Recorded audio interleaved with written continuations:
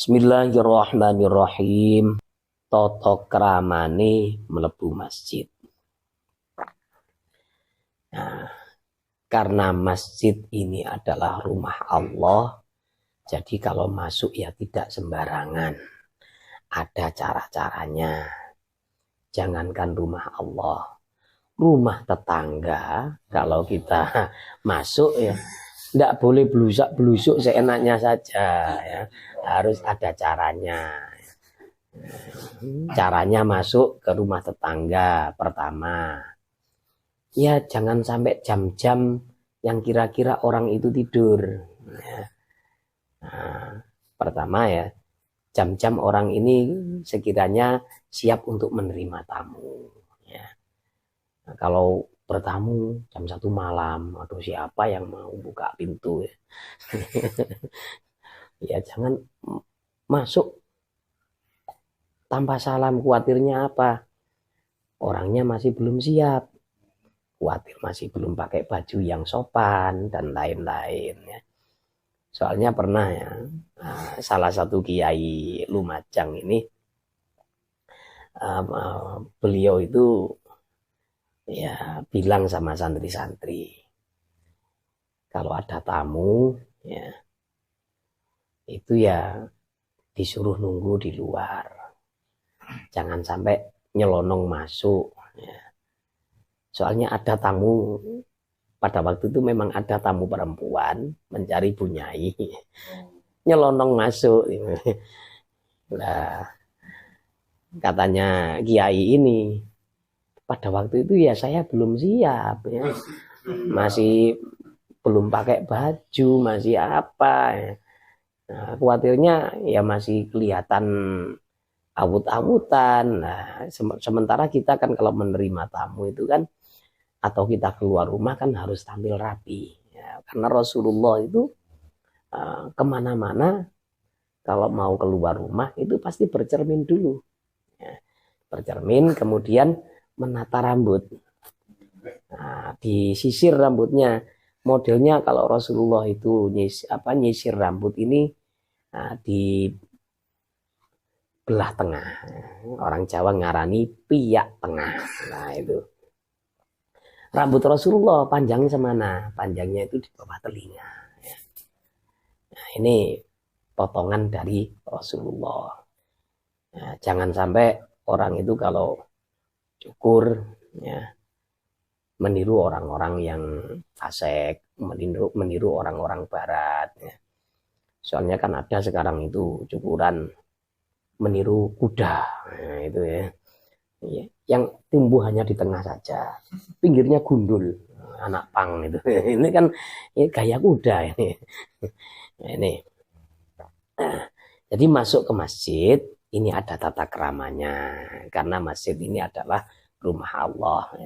Ketika mau masuk masjid, dahulukan kaki kanan dan bacalah sholawat ini ya. Allahumma sholli ala Muhammad wa ala ali Muhammad wa sahbihi wasallim. Di sini kok tidak ada kata-kata Sayyidina. Ada Sayyidina ya tidak apa-apa. Nah, soalnya Sayyidina Rasulullah itu kalau mengajari sahabat itu memang tidak ada kata-kata Sayyidina. Allahumma sholli ala Muhammad wa ala ali Muhammad. Itu bentuk tawadhu dari Rasulullah. Nah, tapi Rasulullah sendiri pernah menyebut bahwa beliau adalah Sayyidina, ya, adalah Sayyid, artinya tuan, ya, junjungan artinya. Ana Sayyidu waladi Adam, ya. Saya adalah Sayyidnya atau junjungan semua anak Adam. Nah itu kan dari sini kita juga boleh menyebutkan kata-kata Sayyidina baik di luar sholat atau di dalam sholat. Nah, terus kalau dipikir-pikir ya, nah, kita menyebut Sayyidina itu lebih sopan sebenarnya. Coba kalau dibahasakan Jawa, kita memanggil orang yang lebih tua ya, pasti dengan sebutan atau bapak ya, atau tuan ya. Kalau di Arab kan tidak ada. Jadi ada orang yang lebih tua, ya manggilnya namanya langsung, ya Abdallah. Padahal orangnya lebih tua. Kalau bahasa Jawa kan lebih apa? Kalau di Indonesia kan lebih sopan. Hai Pak Abdullah, ada paknya ya. Nah, sekarang kalau ada orang-orang yang tidak suka dengan Sayyidina, coba kalau bapaknya dipanggil tanpa apa? Tanpa sebutan bapak itu. Misalkan bapaknya namanya misalkan ya, mungkin namanya itu Pak Agung. Ada anak kecil manggil Gung Agung. Nah, ini kan anaknya pasti marah. Nah, ini. Pertama membaca sholawat dulu. Kemudian Allahumma ghufirli dhunubi waftahli abwaaba rahmatik. Ya. Kemudian membaca doa Allahumma ghufirli dhunubi. Ya Allah ampunilah dosa-dosaku. Waftahli dan bukalah untukku pintu-pintu rahmatmu. Ya. Ketika ada orang jual beli transaksi di masjid, ini kita harus mendoakan. Semoga perdaganganmu rugi, nggak beruntung ya. Ini ajaran Rasulullah. Kenapa? Karena masjid ini tempat terhormat. Masjid ini tempat terhormat, jadi tidak ada kegiatan yang sifatnya ini mengurangi kehormatan masjid. Jangan sampai ada. Ya. Nah, contohnya seperti jual beli. Jual beli di masjid berarti kan masjid ini disamakan dengan pasar. Nah, akhirnya kan kehormatannya masjid ini menjadi berkurang. Nah, ketika melihat orang yang sedang mencari barang ini maksudnya sambil mengumumkan di masjid ya. Siapa yang melihat sandal jepit saya misalkan. Siapa yang melihat dompet saya ketinggalan di sini. Ini jangan diumumkan di dalam masjid. Bagaimana caranya? Ya bilang saja sama takmirnya di luar masjid. Pak, nanti kalau ada barang, ada dompet, ya, di dalamnya itu ada KTP, Pak, ada STNK. Kalau ngurus STNK ini, aduh, Masya Allah, ribetnya bukan main. STNK hilang ini, saya pernah ngurus itu. Sampai mau nangis saya. Keliling kemana-mana ya. Bayarnya juga 2 kali lipat. Ya. Nah itu bilang sama takmirnya nanti. Jangan diumumkan di masjid. Karena masjid ini bukan tempat pengumuman. Bukan tempat, kalau tempat pengumuman itu kan ya seperti TPI. Ya, tempat pelelangan ikan. Ya. Di situ diumumkan, ayo ini ikan ya. Nah, dijual dengan harga sekian. Siapa mau beli? Siapa yang lebih tinggi lah? Masjid malah tidak boleh ya.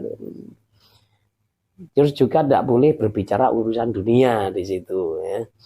Nah, soalnya kalau urusan dunia ini ada ancamannya. Nah, kalau masuk masjid keadaannya sudah suci, sudah punya wudu. Ini adabnya tidak langsung duduk. Jadi sholat tahiyatul masjid dulu. Sholat tahiyatul masjid ini bisa diniati. Usolli sunnatat tahiyatul masjid bisa. Bisa misalkan masuknya ini ketika pas adzan. Kemudian selesai adzan dia belum duduk. Nah, kemudian niat sholat qobliyah zuhur misalkan ketika masuk masih zuhur ya, atau qobliyah subuh bisa, atau ngodoi sholat juga bisa. Nah, ada kawan-kawan ini masuk masjid karena dia punya hutang sholat, ngodoi ya. Nah, ngodoi. Intinya tahiyatul masjid itu adalah wujudus sholah inda dukhulil masjid. Nah, maksudnya adanya sholat apa saja ketika masuk masjid. Dan istimewanya lagi, ketika orang itu andaikan masuk masjid di waktu-waktu yang dilarang untuk sholat, kalau dia masuk masjid dan belum duduk, ini boleh untuk sholat. Nah, Kan ada waktu-waktu itu memang haram untuk sholat. Seperti setelah sholat subuh, sebelum masuk sholat duha. Ini dilarang untuk sholat sunnah. Ya. Dilarang untuk sholat sunnah. Yang dimaksud sholat sunnah mutlak. Ya. Yang tidak ada sebab. Ini dilarang. Terus juga ketika matahari terbenam. Menjelang terbenam, ini juga diharamkan untuk sholat. Terus ada lagi waktu setelah asar. Setelah sholat asar, ini dilarang melakukan sholat sunnah mutlak. Ya. Nah, ketika orang ini masuk ke dalam masjid dan sholat sunnah mutlak, dengan catatan dia belum duduk, ini tidak masalah. Karena sholat ini ada sebab. Ya. Jadi orang itu boleh melakukan sholat sunnah mutlak. Ya. Nah, di waktu-waktu yang diharamkan kalau ada sebab mutakodim atau mukorin. Ada sebab yang mendahului atau sebab yang bersamaan. Sebab mutakodim misalkan ngodoi sholat. Ya. Orang ini masuk ke masjid mau sholat sunnah nggak kober. Ya. Sudah ketinggalan, sudah diikomai ini sholatnya. Akhirnya dia ini ngodoi sholat qobliyah. Ya. Sholat qobliyah asar setelah sholat asar. Tidak masalah. Asal jangan sholat sunnah mutlak saja. Ini kan sholatnya kan sholat qobliyah yang dikodoi. Tidak masalah. Ini sebab mutakodim. Kalau masuk ke masjid, ini sebabnya kan mukorin. Sebab yang bersamaan. Nah, boleh. Ya. Ini istimewanya masjid. Ya. Dan juga kalau masjid ini Masjidil Haram lebih istimewa lagi. Tidak ada waktu-waktu yang diharamkan. Ketika orang ada di dalam Masjidil Haram, kapan saja boleh sholat. Nah, tapi untuk penghormatan Masjidil Haram dengan Masjid Kelanting atau Masjid Lumajang atau Masjid Akbar Surabaya, Istiqlal berbeda. Ya. Kalau masjid-masjid biasa ini sunnahnya adalah tahiyatul masjid. Ya, sholat tahiyatul masjid 2 rakaat. Tapi kalau masuk Masjidil Haram yang disunahkan adalah tawaf. Tawaf berkeliling 7 kali. Nah ini. Kalau masuk masjid kondisinya dia ini belum suci, masih punya hadas, atau sudah suci tapi tidak mau ngerjakan tahiyatul masjid. Misalkan ya, di masjid ada rapat. Ya. Rapat pembentukan imam atau rapat pembentukan khotib. Ya. Kalau mau sholat dulu, acaranya ini sudah mulai. Nah, otomatis nanti kasihan yang nunggu. Ini kan anggota rapat kan harus ikut rapat. Ya. Nah, dia kan dibutuhkan pendapatnya. Maka cukup mengucapkan al-baqiyatus sholihat. Al-baqiyatus sholihat itu apa? Subhanallahi walhamdulillahi wala ilaha illallahu wallahu akbar. Nah itu. Subhanallah walhamdulillahi wala ilaha illallahu wallahu akbar. 3 kali. Atau ada yang mengatakan 4 kali. Ada yang mengatakan untuk yang berhadas 3 kali. Dan kalau sudah punya wudhu cukup 1 kali. Nah ini ada penggambaran. Andaikan seseorang itu pergi ke masjid untuk sholat subuh. Sementara dalam bab yang kemarin ketika mau menuju masjid ini kan sebaiknya sholat qobliyah subuh dulu di rumah kan gitu. Andaikan dia ini takut ketinggalan takbiratul ula atau takbiratul ikhram.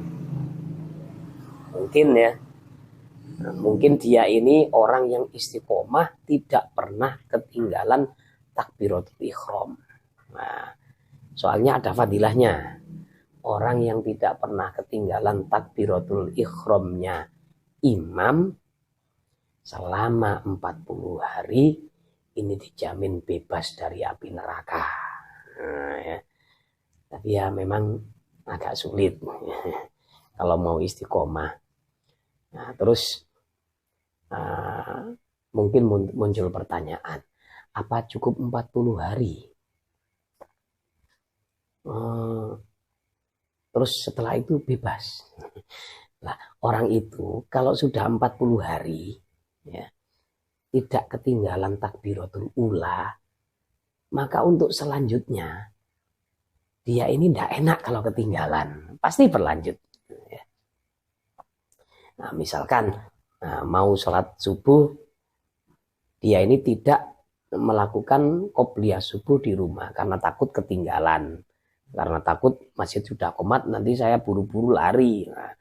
Nah, sholat sambil ngos-ngosan kan nggak enak. Maka bagaimana? Maka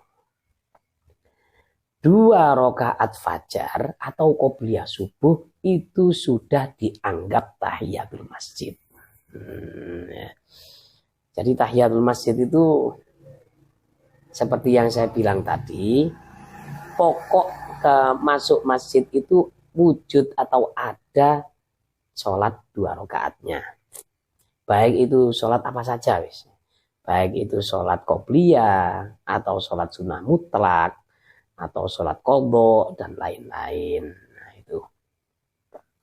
Terus untuk masalah tadi ya, kita sedikit singgung masalah masalah orang itu tidak ketinggalan takbiratul ula. Ini maksudnya bagaimana? Dia ini sudah takbir sebelum, kalau keterangan yang pernah saya ketahui, dia ini sudah takbir sebelum imam membaca surat Al-Fatihah. Ya. Jadi imam takbir Allahu Akbar, masih kabiro, kita sudah takbir Allahu Akbar. Ya.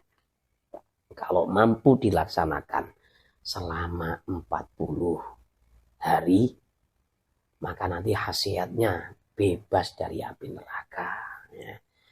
Ini khasiat itu memang kalau kata kawan-kawan yang pernah melakukan ya, ini muncul itu memang minimal ya, menjelang 2 bulan. Ya intinya 40 hari itu memang ya. Jadi kita melakukan amalan istiqomah apapun, kalau belum dapat 40 hari, ini belum kelihatan khasiatnya.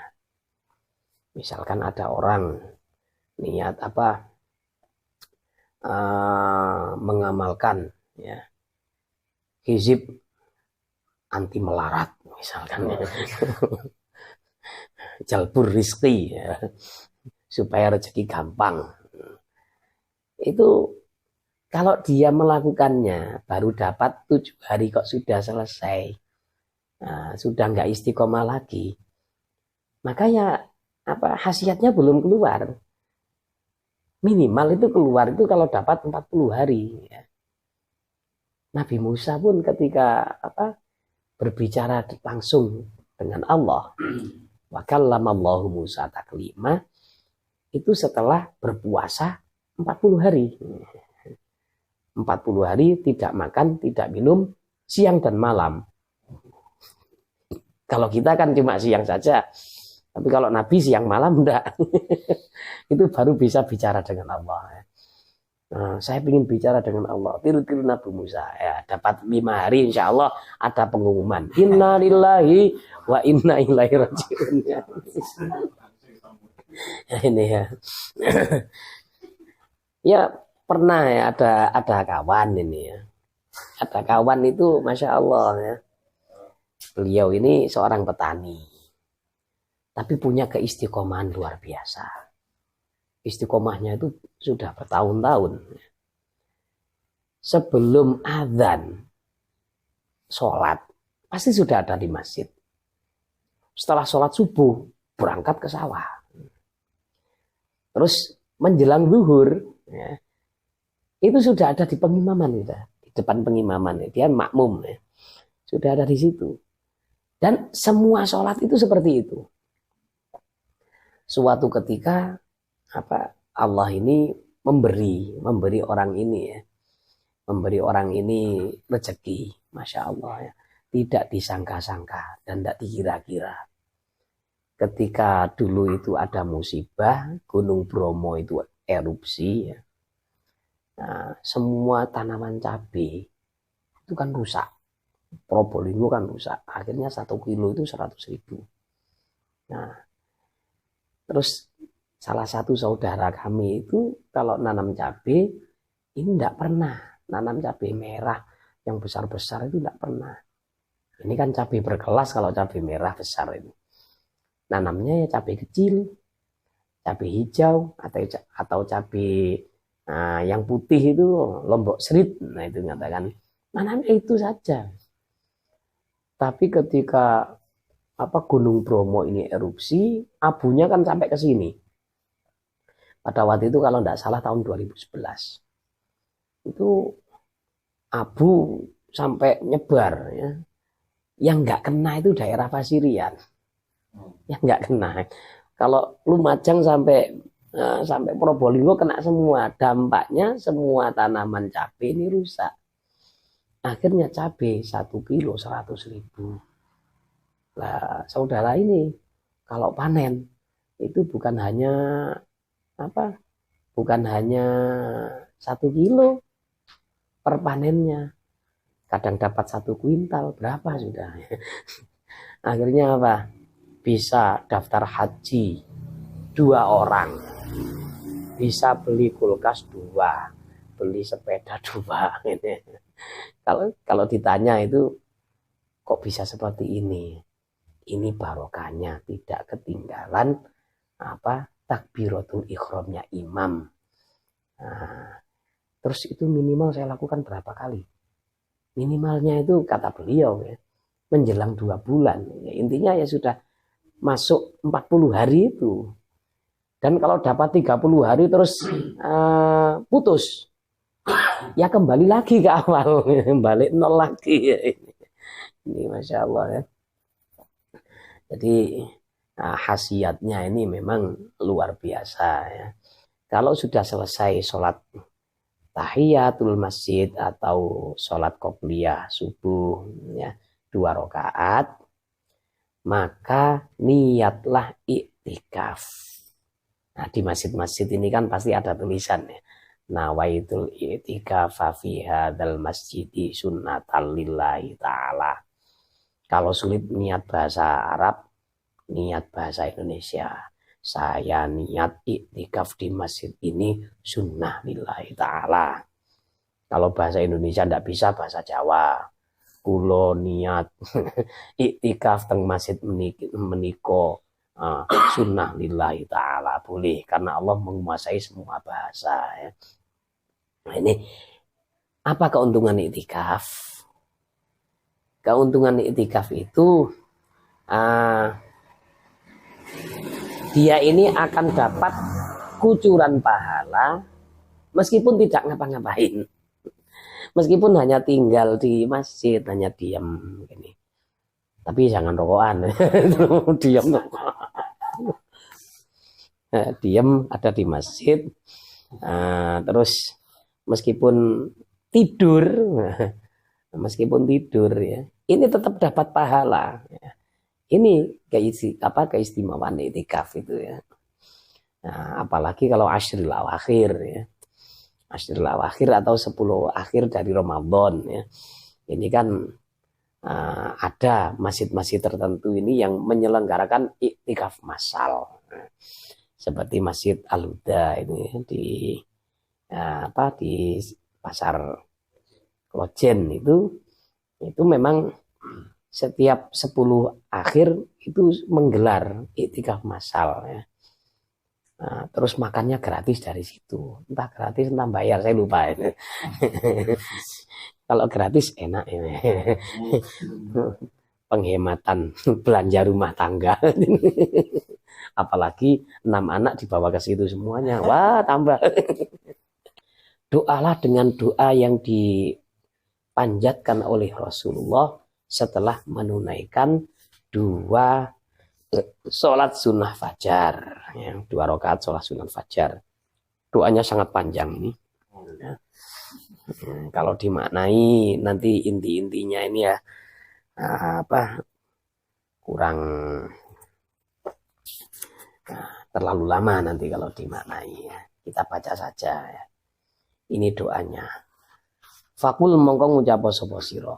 Allahumma inni as'aluka rahmatan min indika tahdi biha qalbi wa tajma'u biha syamli wa talummu biha sya'afi wa tarubtu biha ulfati wa tuslihu biha dini wa tahfazu biha ghaibi wa tarfa'u biha syahidi wa tuzakki biha amali wa tubayyinu biha wajhi wa tulhimuni biha rusydi wa taqdili biha hajati wa ta'simuni biha min kulli su'.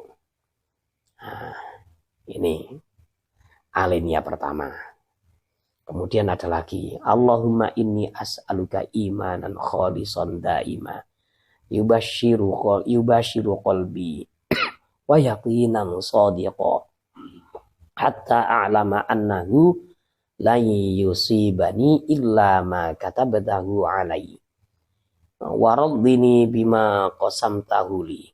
Allahumma inni as'aluka imanan sadiqan wa yaqinan laisa ba'dahu kufr. Allahumma wa as'aluka rahmatan analu biha syarafa karamatika fid dunya wal akhirah.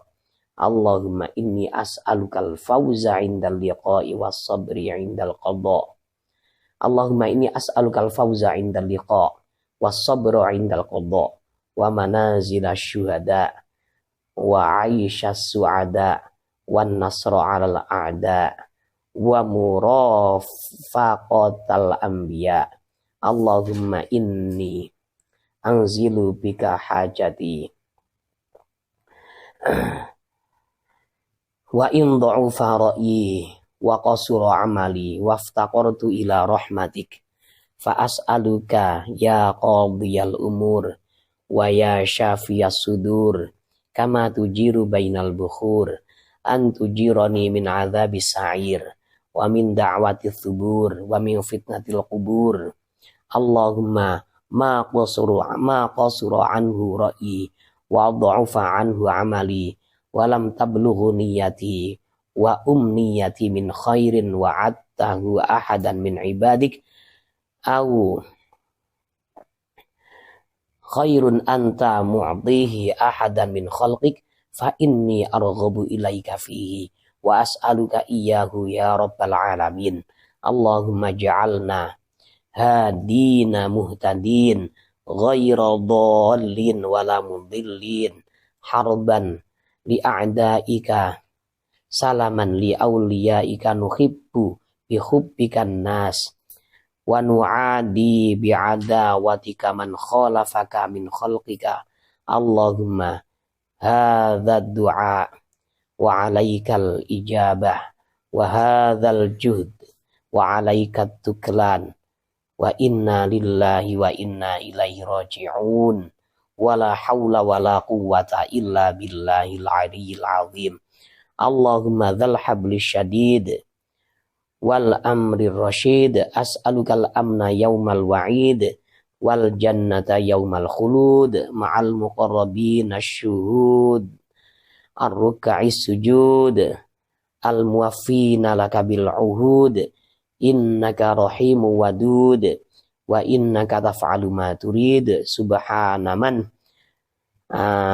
ta'adhafu bil izzi ya subhana man ta'adhafa bil izzi wa qala bihi subhana man labisal majda wa takarrama bihi subhana man la yambaghi tasbihu illa lahu subhana dzil fadli wan ni'ami subhana dzil judi wal karami subhanalladzi ahsa kulla syai'in bi'ilmihi. Allahumma ja'alli nuran fi qalbi wa nuran fi qabri wa nuran fi sam'i wa nuran fi basari wa nuran fi sya'ri wa nuran fi bashari. Panjang sekali doanya ya.